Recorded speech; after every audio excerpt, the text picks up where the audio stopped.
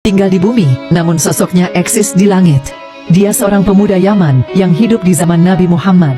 Dia bukan orang yang kaya, melainkan hanya seorang fakir, dan hanya hidup berdua dengan ibunya, yang lumpuh dan buta. Sehari-hari, penghasilannya dari menggembala domba, hanya cukup untuk makan ibunya. Apabila ada lebih, terkadang ia gunakan untuk menolong tetangganya, yang juga kesusahan.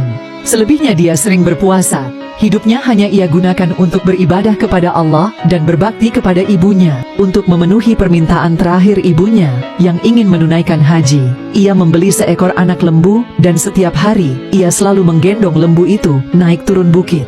Bahkan ia selalu dianggap gila oleh orang-orang karena menganggap aneh kelakuannya. Tiada kenal lelah, setiap hari dia menggendong lembu itu, hingga lembu itu bertambah besar, seiring dengan besar otot pada tubuhnya. Ternyata ia sedang latihan untuk menggendong ibunya menuju Mekah. Dia rela menempuh perjalanan jauh dan sulit, demi memenuhi keinginan ibunya berhaji.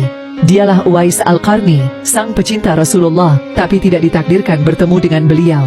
Uwais sering merasa sedih setiap kali melihat tetangganya usai menemui Rasulullah. Ia ingin sekali menemui beliau, namun di saat yang sama, ibunya tidak bisa ia tinggalkan. Ia selalu bertanya-tanya, kapankah ia bisa bertemu dan memandangi wajah Rasulullah dari dekat. Saking cinta dan rindunya, ketika ia mendengar ada yang melempari Rasulullah hingga membuat gigi beliau patah, Uwais turut mematahkan giginya dengan batu hingga patah pula. Akhirnya, pada suatu hari, ia ungkapkan semua isi hatinya kepada ibunya dan meminta izin untuk bisa bertemu dengan Rasulullah. Ia berjalan menuju Madinah. Nasib malang pun dia temui di sana, karena Rasulullah yang dirindukan ternyata sedang berperang. Dengan kecewa, dia duduk di bawah pohon dan menangis, ingin sekali menunggu Rasulullah. Namun ingatannya kembali pada ibunya yang menunggu di rumah. Rasulullah menceritakan kepada para sahabat, kalau kalian ingin berjumpa dengan Uwais, perhatikanlah ia mempunyai tanda putih di tengah telapak tangannya. Beliau juga menyarankan untuk meminta doa dan istighfar darinya, sebab ia adalah penghuni langit dan bukan penduduk bumi. Saat kabar Uwais Al-Qarni wafat,